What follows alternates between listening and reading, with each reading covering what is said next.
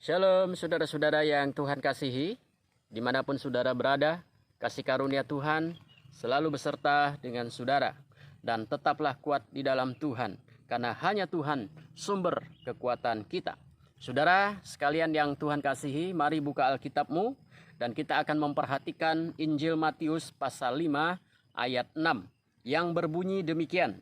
Berbahagialah orang yang lapar dan haus akan kebenaran, karena mereka akan dipuaskan. Saudara-saudara yang Tuhan kasihi, pernahkah kita merasakan lapar dan haus? Saya yakin kita semua pernah merasakannya. Dan jalan satu-satunya agar kita tidak lapar adalah makan. Makan apa saja. Yang penting kita bisa makan. Baik kita makan kue ataupun roti, dan juga kita makan nasi. Demikian juga dengan haus. Jalan satu-satunya agar kita tidak haus adalah minum. Minum apa saja, yang penting ketemu air.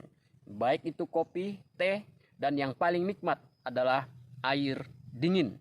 Lapar membuat kita serba tidak nyaman. Keseringan tahan lapar akan menyebabkan kita sakit kepala, emosi naik, dan sakit ma. Demikian juga dengan haus. Ketika kita haus, yang kita butuhkan adalah air. Jika tubuh kita kekurangan air atau jarang sekali minum, itu bisa menyebabkan kekurangan cairan di dalam tubuh, panas dalam, dan jatuh sakit. Injil Lukas 15 memberikan satu gambaran tentang orang yang lapar. Bahkan makanan babi pun akan dimakannya karena rasa lapar menimbulkan ketidaknyamanan di dalam diri kita semua. Nah, saudara-saudara, Tuhan Yesus memakai gambaran yang sederhana tentang lapar dan haus untuk menyampaikan pengajarannya. Lapar dan haus adalah satu kebutuhan jasmani yang harus dipenuhi oleh manusia. Lapar dan haus adalah kebutuhan dasar, kebutuhan utama dalam hidup manusia. Kalau lapar, solusinya makan. Kalau haus, solusinya minum. Kita tidak perlu yang lain kalau lagi lapar dan haus. Kalau kita lapar, kita pasti mencari makan agar kita tidak lapar. Demikian juga dengan haus. Nah, saudara-saudara yang Tuhan kasihi, lapar dan haus adalah masalah yang mendasar di dalam hidup seorang manusia. Dan Yesus berkata, berbahagialah orang yang lapar dan haus akan kebenaran. Yesus tidak sedang membicarakan lapar akan kebenaran, lapar akan makanan, dan Yesus tidak sedang membicarakan haus akan minuman, tetapi dia sedang membicarakan lapar dan haus akan kebenaran. Apa artinya lapar dan haus akan kebenaran? Artinya kebenaran itu juga merupakan kebutuhan yang mendasar di dalam kehidupan rohani kita. Kalau kita makan dan minum adalah kebutuhan jasmani, kebenaran adalah kebutuhan utama rohani kita. Selama manusia belum menemukan kebenaran, kehidupan hatinya adalah kosong. Kebenaran adalah kebutuhan mendasar, kebutuhan utama, kebutuhan primer bagi kehidupan rohani kita. Seorang teolog dan bapak gereja bernama Agustinus pernah berkata, Tuhan telah menciptakan manusia baginya. Hati manusia akan gelisah hingga hati manusia beristirahat di dalam Engkau, yaitu di dalam Tuhan. Artinya, saudara, selama manusia tidak menempatkan Tuhan di dalam hatinya, selama itu juga manusia akan mengalami kegelisahan. Jadi saudara, jangan kita kira bahwa orang-orang yang luarnya tampak bahagia, hatinya juga bahagia. Selama mereka belum menempatkan Tuhan di dalam hatinya, mereka akan mengalami kekosongan dan kegelisahan. Berbahagialah orang yang lapar dan haus akan kebenaran. Kata berbahagialah artinya juga bisa diberkatilah atau berbahagialah hidupnya. Lapar dan haus akan kebenaran. Apa itu kebenaran? Kebenaran yang seperti apa? Bukankah di dalam dunia ini ada banyak kebenaran? Yang sana bilang dia benar, yang situ bilang dia benar, yang di sini juga bilang dia benar. Kebenaran yang mana? Kebenaran yang bagaimana? Saudara sekalian yang dikasih dalam Tuhan, yang pertama, kebenaran itu adalah Yesus Kristus. Yohanes pasal 1 ayat 17 berkata, sebab hukum Taurat diberikan oleh Musa, tetapi kasih karunia dan kebenaran datang oleh Yesus Kristus. Kasih karunia dan kebenaran datang oleh Yesus Kristus. Yohanes 14 ayat 6 berkata, kata Yesus kepada mereka, akulah jalan dan kebenaran dan hidup. Tidak ada seorang pun yang datang kepada Bapa kalau tidak melalui aku. Berbahagialah orang yang lapar dan haus akan kebenaran. Di sini Yesus sedang membicarakan tentang sikap hati kita terhadap Yesus Kristus.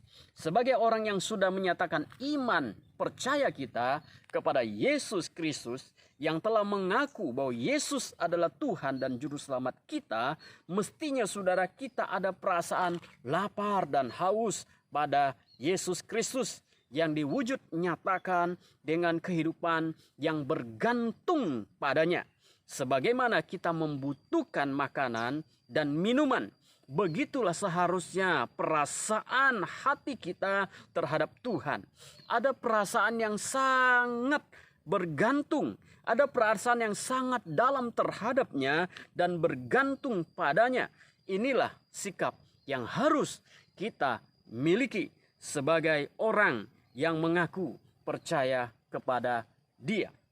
Namun saudara harus jujur kita akui bahwa dalam hidup kita, orang-orang percaya, banyak orang yang mengaku Kristen, tetapi hidupnya sepertinya tidak membutuhkan Tuhan, melainkan hidup sesuka hatinya, menjadi aktivis dan pengurus gereja, tetapi melakukan pekerjaan Tuhan sesuka hati, bahkan menjalankan pelayanan Tuhan dengan prinsip-prinsip duniawi.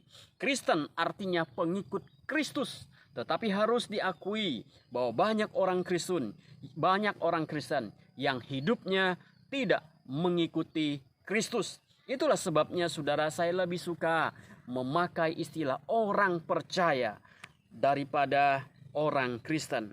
Orang percaya berarti orang tersebut benar-benar percaya, tetapi orang Kristen belum tentu menjadi orang percaya. Bisa saja agamanya, namanya saja Kristen, atau KTP-nya Kristen, tetapi hatinya tidak ada Kristus. Yesus bilang, berbahagialah orang yang lapar dan haus akan kebenaran. Kebenaran itu adalah Yesus Kristus. Artinya adalah berbahagialah orang yang lapar dan haus pada Kristus, orang yang merindukan Kristus, dan orang yang ingin bertemu dengan Kristus di dalam hidupnya. Dan salah satu contoh nyata adalah kerinduan kita untuk datang beribadah, bersekutu dengan Tuhan. Setiap minggu kita datang mempersiapkan diri dengan baik untuk bersekutu dengan Tuhan. Tetapi saudara, sejak adanya pandemi COVID-19, bahwa kita tidak diperkenankan untuk beribadah secara tatap muka kecuali memenuhi protokol kesehatan. Nah, saudara sekalian, walaupun kita tidak bisa ibadah tatap muka, tetapi kita bisa bersekutu dengan Tuhan di rumah kita masing-masing. Kita bisa beribadah bersama dengan keluarga kita di rumah. Dan disinilah saudara, iman kita sedang diuji. Apakah kita memiliki rasa lapar dan haus pada Kristus, Juru Selamat kita. Perasaan bergantung pada Tuhan tidak ditentukan oleh tempat di mana kita bersekutu dengan Tuhan, tetapi ditentukan oleh hati kita. Sekalipun kita belum bisa beribadah di rumah Tuhan secara tatap muka, tapi kita tetap bisa bersekutu dengan Tuhan di rumah dan bersama dengan keluarga kita. Berbahagialah orang yang lapar dan haus akan kebenaran. Berbahagialah diri kita jika kita selalu merasakan ada perasaan lapar dan haus pada Kristus Tuhan dan Juru Selamat kita. Itu yang pertama, saudara. Maksud Yesus, berbahagialah orang yang lapar dan haus akan kebenaran. Yang kedua adalah hidup yang benar. Hidup yang benar. Kalau Anda percaya Yesus dan hidup Anda tidak sukses, itu tidak masalah. Jika Anda percaya Yesus dan Anda tidak menjadi kaya raya, itu tidak masalah. Karena Yesus Kristus datang bukan untuk membuat kita menjadi kaya raya secara materi. Kristus datang agar kita diselamatkan. Dan semua urusan materi adalah bonus darinya.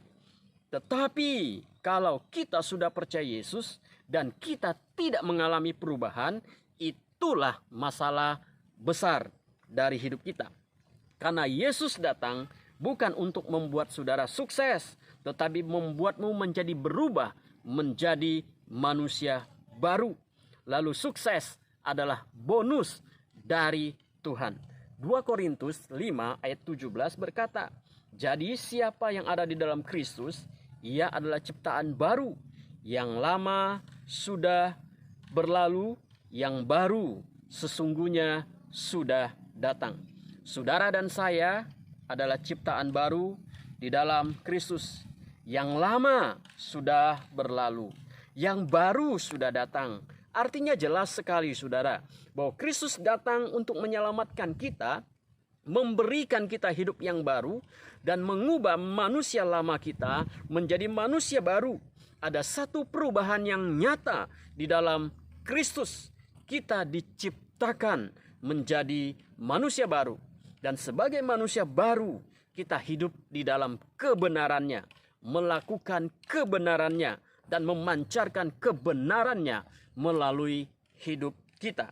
Mari saudara kita perhatikan Matius pasal 5 ayat 20 yang berbunyi demikian.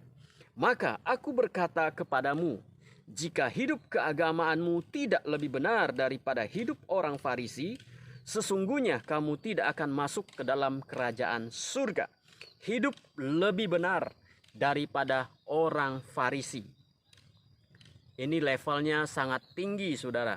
Hidup lebih benar daripada orang Farisi. Bisakah kita mengalahkan orang Farisi? Saudara, secara pengetahuan kita tentu kalah dari orang Farisi. Karena orang Farisi adalah orang-orang yang ahli dalam masalah hukum dan firman Tuhan.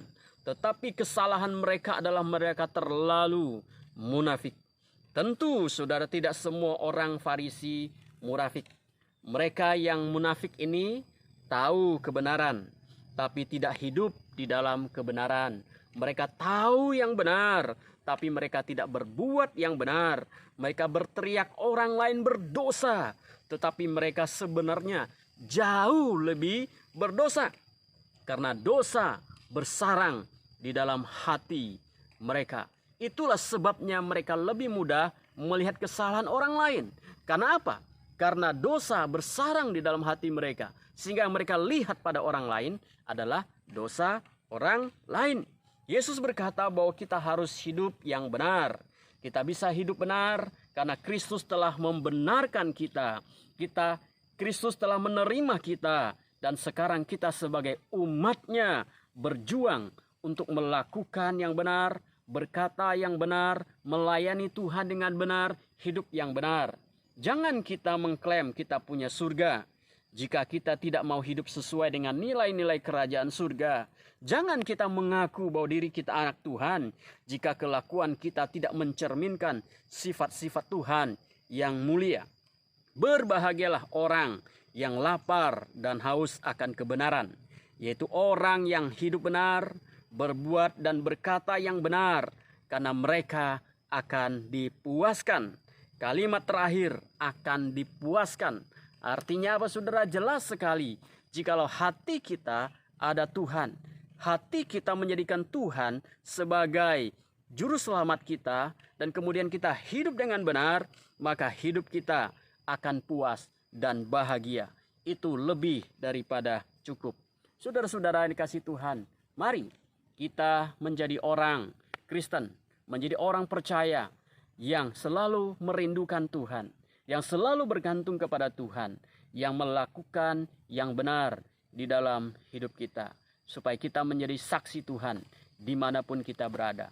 Kiranya Tuhan Yesus memberkati saudara sekalian. Mari kita berdoa. Bapa di dalam surga, kami bersyukur kepada Tuhan buat kasih setiamu, di mana kami boleh belajar firman-Mu tentang berbahagia orang yang lapar dan haus akan kebenaran, karena mereka akan dipuaskan. Tuhan, kami rindu supaya kami hidup bergantung kepada Tuhan, berbuat yang benar, menjadikan Kristus sebagai pedoman hidup kami. Tuhan, terima kasih untuk firman-Mu. Kami akhiri renungan ini. Terimalah berkat Tuhan saudara-saudara sekalian. Kasih karunia dari Tuhan kita Yesus Kristus, kasih setia dari Allah Bapa, penghiburan dari Allah Roh Kudus menyertai saudara sekalian mulai hari ini sampai selama-lamanya. Amin. Saudara sekalian, jikalau saudara ingin didoakan, silakan saudara memberikan komentar di kolom komentar untuk didoakan apa yang menjadi pergumulan saudara. Saudara ingin didoakan apa? Silakan saudara memberikan komentar di bawah kolom komentar, dan kami akan mendoakan saudara. Kiranya Tuhan selalu beserta dengan saudara sekalian. Amin.